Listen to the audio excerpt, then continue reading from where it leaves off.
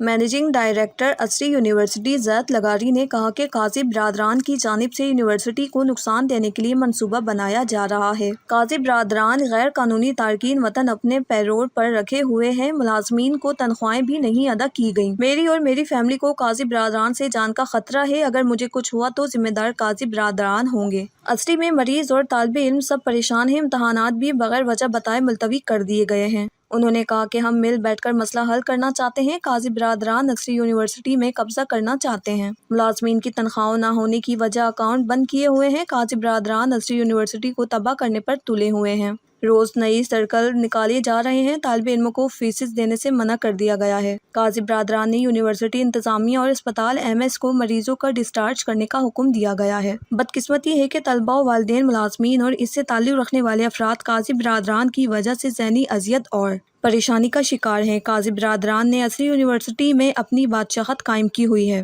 University students کے لیے بند کرنے کے ساتھ ساتھ احمد ولی اللہ قاضی صاحب نے ہمارے جو MS ہیں ہاسپٹل کے قادر بخش قادوانی صاحب، ان کو یہ ہدایت جاری کی کہ اس وقت فوری طور پہ ہسپتال میں جتنے بھی مریض ہیں ان سب کو ڈسچارج کر دیں اور ان سب کو گھر بھیج دیں، جس پہ ہمارے MS صاحب نے یہی کہا کہ سر یہ پاسبل نہیں ہے، کچھ مریض بیچارے وینٹیلیٹرز پہ ہیں، کچھ سیریس ہیں، کچھ کیسے ہیں، یہ نہیں ہو سکتا۔ لیکن ان کا پرزور اصرار تھا، جس کی وجہ سے پھر ہمارے MS صاحب بیچارے پریشان ہو کے وہ گھر چلے گئے، لیکن انہوں نے پیشنٹس کو ڈسچارج نہیں کیا۔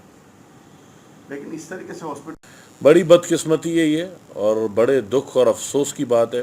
نہ صرف طلباء، میں آپ کو یہ بتاؤں، ان طلباء کے والدین، مریض کے اٹینڈنٹ، ہمارے ملازمین، فیکلٹیز اور ہمارا محلہ، اسرا یونیورسٹی کے بعد پورا حالہ ناکہ ایک یہاں پہ بزنس ہب بن گیا تھا حیدرآباد میں۔ ابھی ہمارے اس لڑائی جھگڑے کی وجہ سے، اس فساد کی وجہ سے اور اللیگل امیگرنٹس کے آنے کی وجہ سے محلے میں چوریاں بڑھ گئی ہیں، محلے میں ایک خوف طاری ہے، سب ڈر رہے ہیں، سب کو یہ ہے کہ کبھی بھی کسی وقت بھی کچھ بھی ہو سکتا ہے۔